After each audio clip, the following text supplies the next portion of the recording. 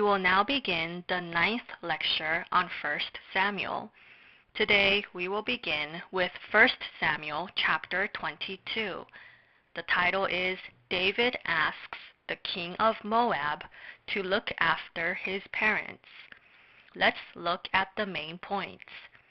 First, people come to David, verses 1 through 2. Second, David asks the king of Moab to look after his parents, verses 3 through 4. Third, Doeg reports everything about David to King Saul, verses 5 through 10. Fourth, King Saul kills the priests and the people and animals of Nob, verses 11 through 19. Fifth, Abiathar flees to David, verses 20 through 23. Read verses 1 through 2. David left Gath and escaped to the cave of Adullam. When his brothers and his father's household heard about it, they went down to him there. All those who were in distress or in debt or discontented gathered around him, and he became their leader. About 400 men were with him. When David was in the cave of Adullam, his brothers and his father's household came to him. They went because there was the chance that Saul would hurt David's parents and brothers. Those who were in distress also came to David. Those in debt came to David. Those who were discontented gathered around David. Those who came to David were about 400 in number. Saul was an evil king, and hence the people were discontented. Hence there was no peace in the nation. There were many who were in debt or were distressed. Many of them then came to David and found comfort, peace, and protection. Verse 3. From there David went to Mizpah in Moab and said to the king of Moab, "Would you let my father and mother come and stay with you until I learn what God will do for me?" David asked the king of Moab to look after his parents. David was not able to take care of his parents because he was fleeing from Saul. David had great love for his parents. Thus, David fulfilled his responsibilities to his parents even as he fled and faced danger. Ephesians chapter 6, verses 1 through 3. Verse 5. But the prophet Gad said to David, "Do not stay in the stronghold. Go into the land of Judah." So David left and went to the forest of Hereth. The prophet Gad told David to go into the land of Judah. The land of Judah may have been a bit dangerous, but David obeyed and went to the land of Judah. Verse 6. Now Saul heard that David and his men had been discovered, and Saul, spear in hand, was seated under the tamarisk tree on the hill at Gibeah, with all his officials standing around him. Saul heard that David and his men had been discovered. Saul was on the hill at Gibeah. Saul sat under the tamarisk tree with his spear in his hand. Then Saul asked his men, "Where is the son of Jesse? Why won't anyone report him to me?" Verse 9. But Doeg the Edomite, who was standing with Saul's officials, said, I saw the son of Jesse come to Ahimelech, son of Ahitub, at Nob. Doeg the Edomite then reported David to Saul. He said that he saw David meet Ahimelech, son of Ahitub, at Nob. Doeg also told Saul that Ahimelech the priest gave David food to eat and gave him Goliath's sword as well. King Saul then sent for Ahimelech the priest and his family. Verse 13. Saul said to him, Why have you conspired against me, you and the son of Jesse, giving him bread and a sword, and inquiring of God for him, so that he has rebelled against me, and lies in wait for me, as he does today? Saul questioned Ahimelech. He said, Why have you conspired against me with David? Why did you give him bread and a sword? Why have you conspired to kill me? Verse 14. Ahimelech answered the king, Who of all your servants is as loyal as David, the king's son-in-law, captain of your bodyguard, and highly respected in your household? Ahimelech said that David was loyal, and he lifted him up.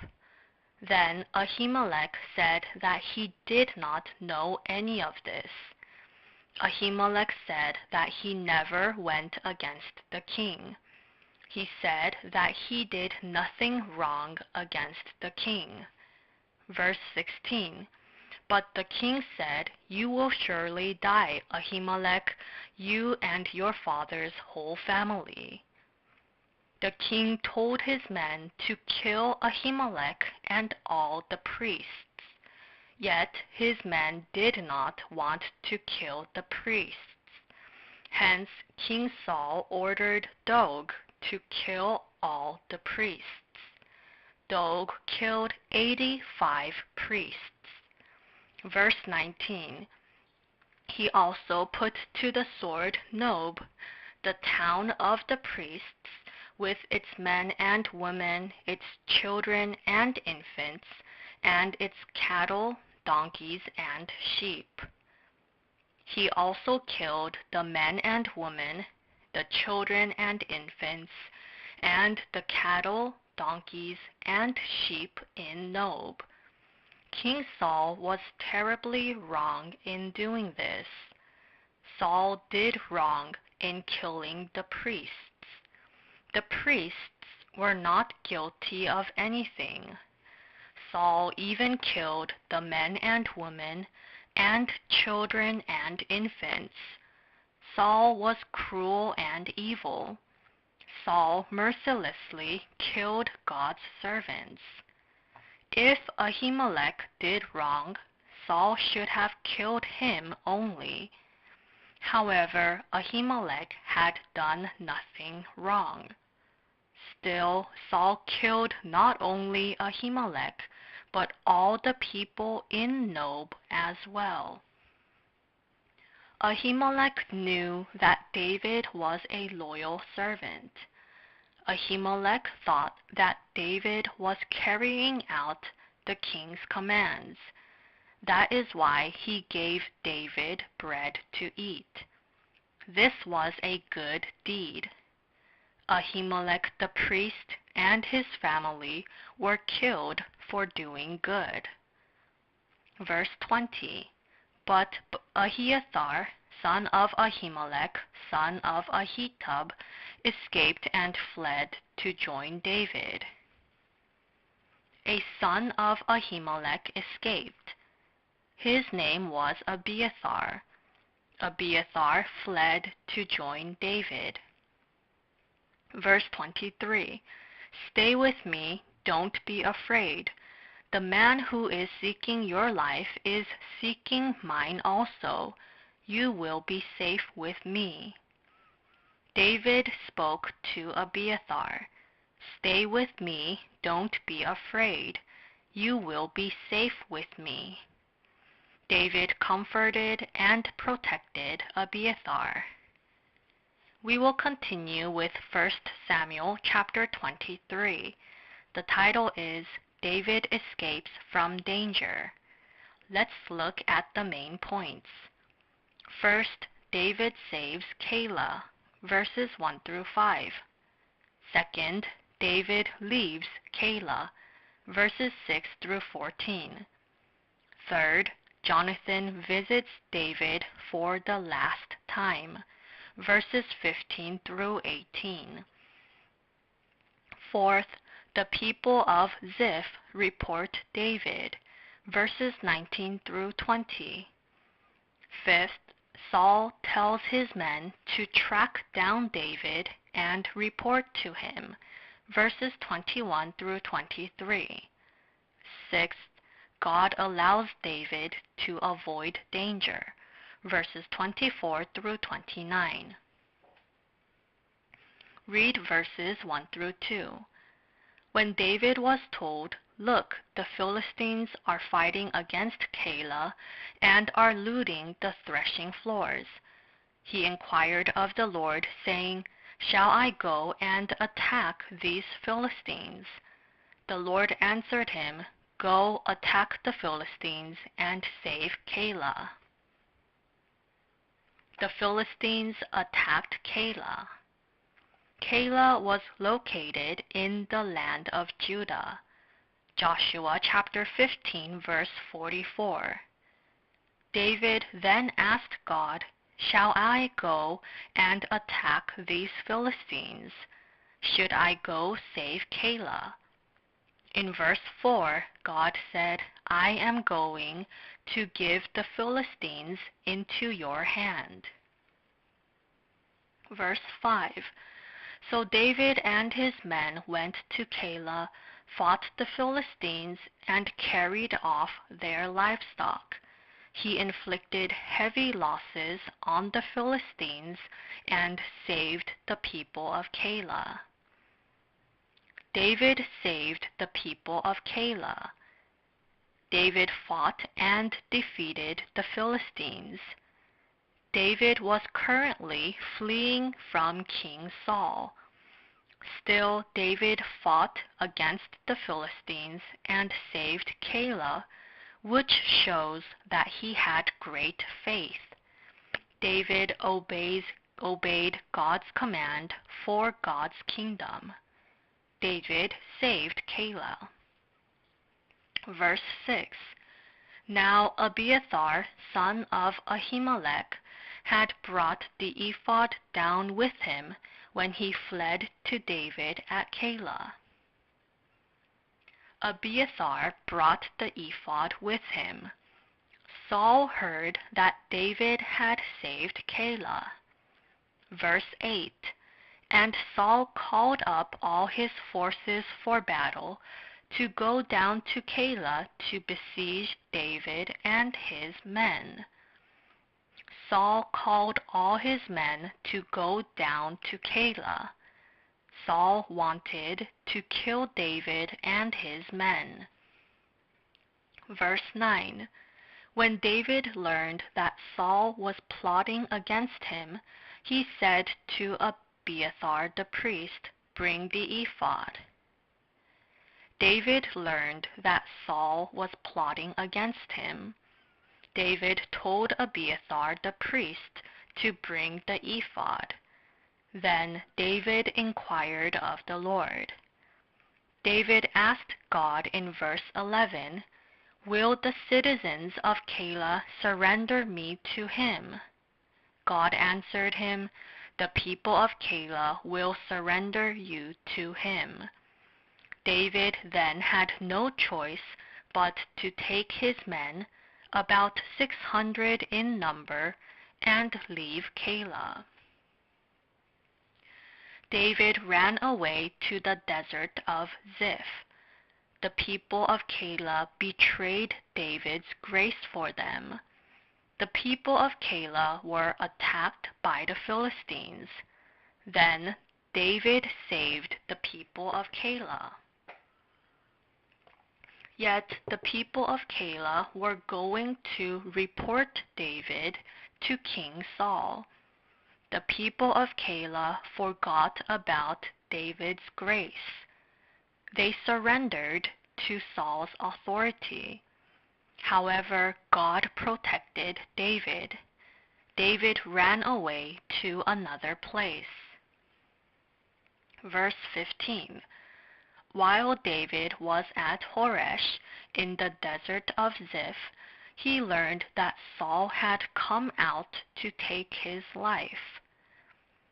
David was at Horesh in the desert of Ziph. Jonathan came to David at that time. Jonathan comforted David. Jonathan told David to rely on and find strength in God. Verse 17. Don't be afraid, he said. My father Saul will not lay a hand on you. You will be king over Israel, and I will be second to you. Even my father Saul knows this. Jonathan came to David and helped him. David was still fleeing from Saul and was in constant struggle. No one helped David, and no one comforted David. Jonathan came to help and comfort David. Jonathan helped David. Jonathan spoke to David. You will be king over Israel, and I will be second to you. If King Saul were to die, Jonathan was to succeed him as king. However, Jonathan gave his rights to David. Jonathan believed that it was God's will for David to become king for the advancement of God's kingdom. Jonathan believed that Israel would thrive if David became king, not him. Jonathan knew very well of his own capabilities. Jonathan also knew very well of David's capabilities. There are some people who do not think of their own capabilities, but only try to reach a higher status. We must think of God's entire church. We must not only think of ourselves, but think of all of Israel. We must use our faith for the welfare of the church. Jonathan encouraged David. Jonathan was faithful in doing God's work. Verse 19. The Ziphites went up to Saul at Gibeah and said, Is not David hiding among us in the strongholds at Horesh, on the hill of Hachilah, south of Jeshimon? David hid on the hill of Hachilah. However, the Ziphites reported David to Saul. The Ziphites should not have done this. David was loyal to God.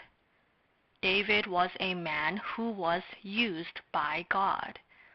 Yet the Ziphites thought that they were being loyal to King Saul. They were not loyal by killing David.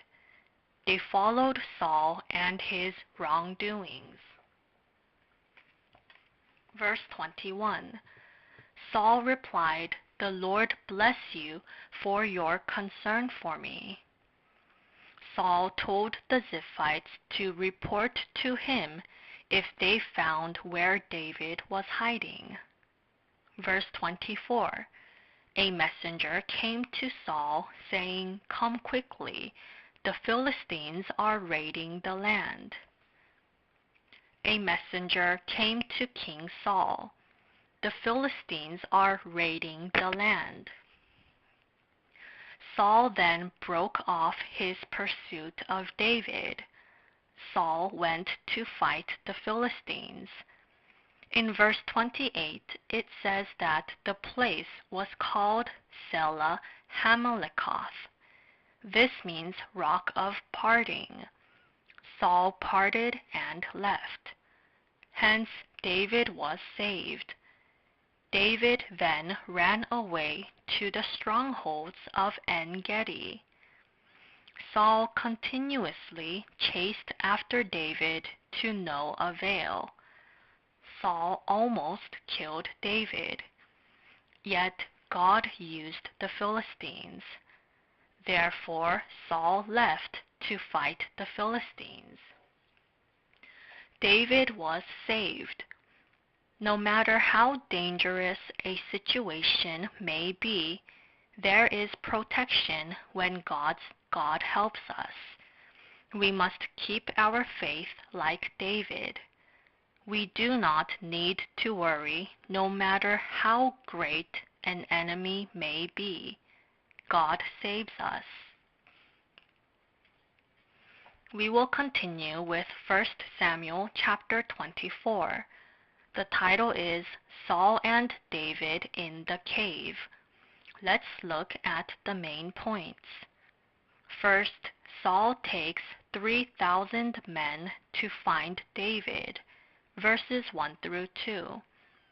Second, David tears a corner of Saul's robe in the cave, verses 3 through 7. Third, David does not hurt King Saul, and he explains his innocence, verses 8 through 15. Fourth, Saul confesses his wrongdoings, and David gives his oath to Saul, verses 16 through 22. Read verses 1 through 2. After Saul returned from pursuing the Philistines, he was told, David is in the desert of En-gedi. So Saul took 3,000 chosen men from all Israel and set out to look for David and his men near the crags of the wild goats. David ran away to the desert of En-gedi. Saul took 3,000 men and set out to look for David. Verse 3. He came to the sheep pens along the way. A cave was there, and Saul went in to relieve himself. David and his men were far back in the cave. There was a cave. Saul went into the cave to relieve himself. This means that Saul went in to take a nap and get rest. Saul went into the cave to get some rest. However, David and his men were hiding in the cave. David and his men were far back in the cave. Saul's men were at the entrance to the cave. Saul fell asleep. At that moment, David crept up and cut off a corner of Saul's robe. Verse 5.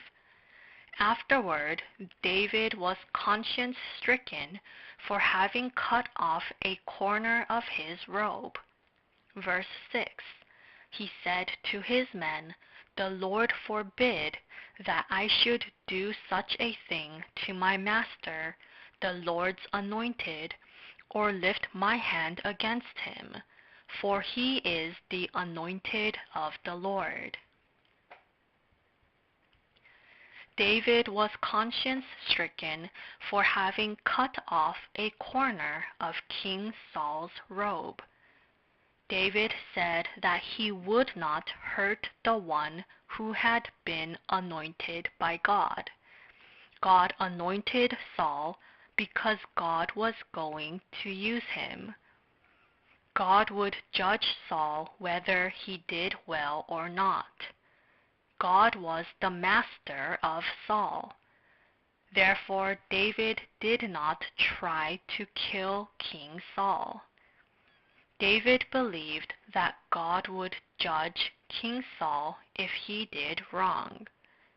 Therefore, we must not judge servants who have been chosen by God. God uses them and judges the good and evil. Verse 8.